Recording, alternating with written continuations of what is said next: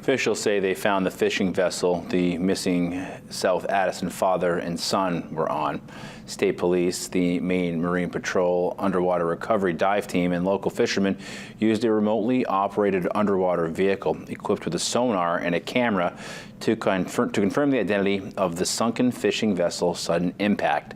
They say crews were able to observe what is believed to be a body of an individual on board the vessel. They say it was located near Moose Cove.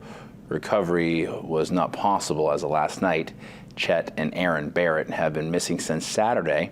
The Marine Patrol says they will continue to work with family members of the Barretts to determine next steps.